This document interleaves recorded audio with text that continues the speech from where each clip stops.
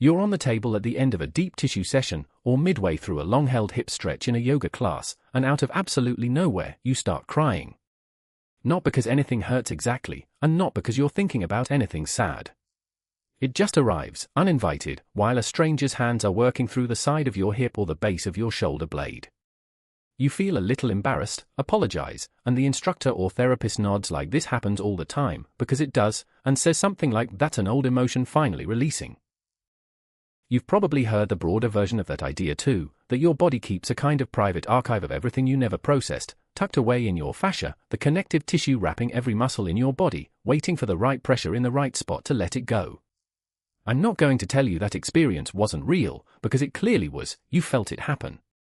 But before I tell you what's actually going on in your body during that moment, I need to walk you through what fascia researchers have genuinely found, and be honest about which part of that popular explanation holds up and which part is a beautiful metaphor that outran the actual science somewhere along the way.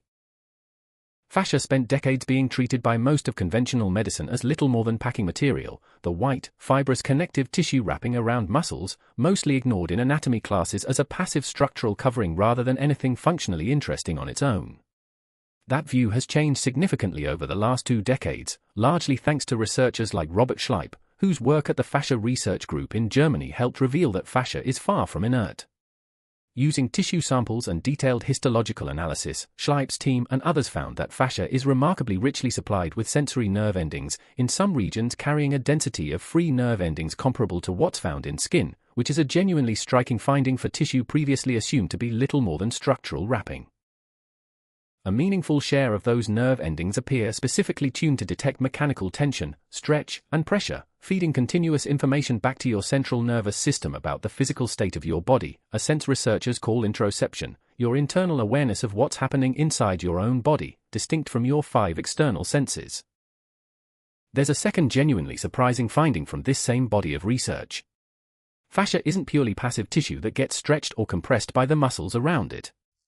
Schleip's team identified specialized cells within fascia called myofibroblasts, which are actually capable of independent, slow contraction, meaning fascia itself can subtly tighten under certain conditions, including in response to specific signaling molecules released during states of stress, somewhat independent of what your skeletal muscles are doing on their own. That finding has real clinical relevance in certain contexts, including conditions like Dupuytren's contracture, where fascia in the hand progressively thickens and contracts, and it opened up a genuinely interesting new question in the research world, whether fascia's tone and tension might shift in response to your nervous system's broader state in ways nobody had previously considered. Around the same broader wave of research, other investigators began describing fascia less as a single structure and more as a continuous, body-wide network, sometimes called the myofascial system, connecting muscle groups across joints and even across entire limbs in ways traditional anatomical diagrams, which tend to show muscles as separate, isolated units, had never fully captured. Tension or restriction introduced in one area of this network, according to this body of work, can genuinely transmit mechanical load to areas that seem anatomically distant, which is part of why a knot in your calf can sometimes correspond to restricted movement felt all the way up through your hip on the same side. That interconnected structural picture is well supported by cadaver dissection studies mapping fascial continuity across the body, and it's a genuinely useful piece of anatomy for understanding why bodywork applied in one location sometimes produces sensations or releases felt somewhere else entirely. Now here's where I need to be honest with you, because this is exactly the point where a genuinely fascinating research finding gets stretched into something the actual science doesn't currently support. The specific claim that a discrete emotion, a particular memory, a specific unprocessed event from your past, gets chemically encoded and physically stored as a distinct unit inside a particular patch of fascia, waiting there until the right pressure releases it, isn't something fascia research has demonstrated.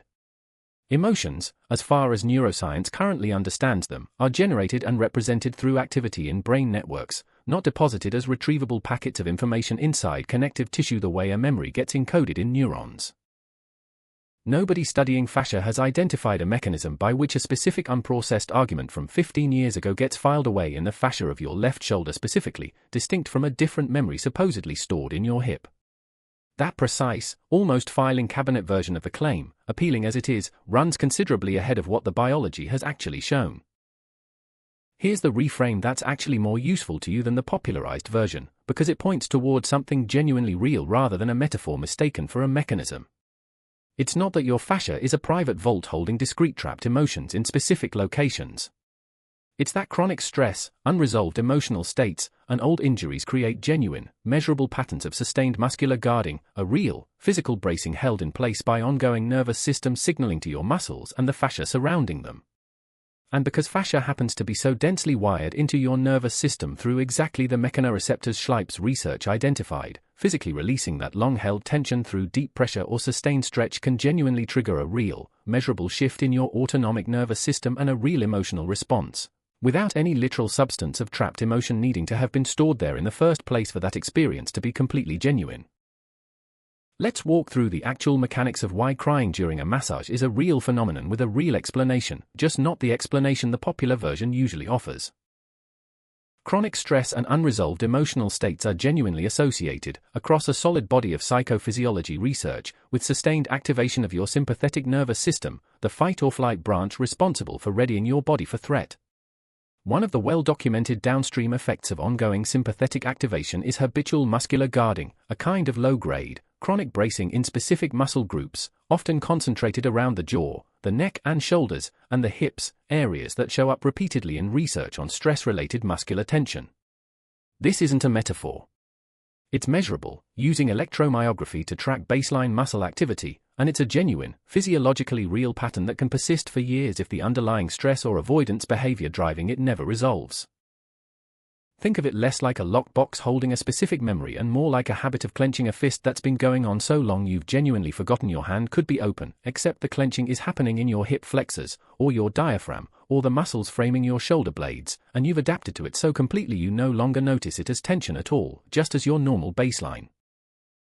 Now bring in that dense mechanoreceptor network Schleip's research identified. Deep, sustained pressure or a long-held stretch applied directly to an area that's been chronically braced for years sends a genuinely intense and unusual signal up through those nerve endings, a signal your nervous system hasn't received from that specific tissue in a very long time, precisely because the chronic guarding pattern had been suppressing normal movement and normal sensory input from that area. That surge of novel interoceptive information travels to brain regions, particularly a structure called the insula, heavily involved in processing exactly this kind of internal bodily signal, and the insula sits in close, well-documented anatomical and functional connection with the brain's broader emotional processing networks, including the amygdala. A sudden, intense wave of interoceptive signal from a region that's been chronically guarded and largely ignored can genuinely trigger activity in those connected emotional circuits, producing a real emotional response, sometimes including tears, that feels like it's coming directly from the tissue being worked on, because in a very real sense, the signal genuinely is originating there, even though what's being released is a physical guarding pattern and its associated nervous system activity. Not a discrete stored memory. There's a second, complementary mechanism worth understanding. Sustained, deep touch and long-held stretching are both well documented to activate your parasympathetic nervous system, the rest and digest branch that counters the sympathetic fight-or-flight activation discussed earlier, partly through stimulation of the vagus nerve. Shifting into that parasympathetic state genuinely lowers the physiological vigilance that's often keeping difficult emotions held at bay during ordinary waking life, when your sympathetic system is doing double duty managing both physical readiness and a degree of emotional suppression at the same time. Drop that vigilance during a massage or a long stretch, and emotions that were already present, simply being managed and kept below the surface during your normal day, can genuinely surface more easily, not because they were physically trapped in the tissue being touched, but because the nervous system state that had been keeping them contained has temporarily relaxed. It's worth noticing how neatly these two mechanisms work together rather than needing to compete with each other for the full explanation. The interoceptive surge from suddenly stimulated, long-dormant nerve endings gives the emotional response its specific, localized quality, the sense that something is happening right there, in that exact spot on your shoulder or your hip, rather than a vague, free-floating feeling with no physical anchor. The parasympathetic shift gives that response room to actually surface rather than staying suppressed the way it would during an ordinary, sympathetically toned waking moment. Put those two things together, a specific, intense physical signal arriving from a genuinely understimulated area, combined with a nervous system state that's finally let its guard down enough to let something through, and you get an experience that feels exactly like a specific, located emotional release, because in every way that actually matters to your lived experience, it is one. It just isn't evidence that a discrete memory was chemically filed away in that tissue waiting for exactly that pressure to retrieve it. This isn't random, and it isn't a permanent fixture of getting older, though it does tend to accumulate over time if nothing interrupts it. There are a small number of specific, well-understood reasons chronic muscular and fascial guarding patterns build up, and once you see them laid out, you'll likely recognize your own body in more than one. The first is straightforward, ongoing sympathetic activation from chronic, unresolved stress. A nervous system that's rarely given the chance to fully downshift out of a mild, background state of vigilance keeps sending a low level of ongoing tension signal to specific muscle groups, day after day, and muscles that are asked to stay slightly braced for years at a time eventually treat that bracing as their new resting baseline, rather than an active choice being made moment to moment. The second is avoidance behavior following a specific injury or a specific emotionally difficult period, which is a genuinely well-documented pattern in physical rehabilitation research. Someone recovering from a fall, a surgery, or even an emotionally difficult period tied to a specific physical context, tends to unconsciously protect and restrict movement around the area involved, often continuing that restricted movement pattern long after the original injury has fully healed, simply because the protective movement habit itself became automatic and never got consciously retrained back toward full, normal range of motion. The third is a genuine age-related change in the fascia tissue itself, entirely independent of anything emotional. Research on aging connective tissue has found that fascia tends to become somewhat stiffer and less hydrated over the decades, related to changes in hyaluron, a key component of the fluid ground substance that normally allows fascial layers to glide smoothly against each other. Combine naturally stiffening tissue with decades of accumulated guarding patterns layered on top of it, and movement that used to feel effortless in your 20s can genuinely start to feel restricted and locked up in ways that have real physical, structural components sitting right alongside whatever emotional or stress-related tension is also present. I want to walk through the real stakes here honestly, because chronic muscular and fascial guarding is worth taking seriously on its own physical terms, without needing the more dramatic emotional storage narrative to justify paying attention to it.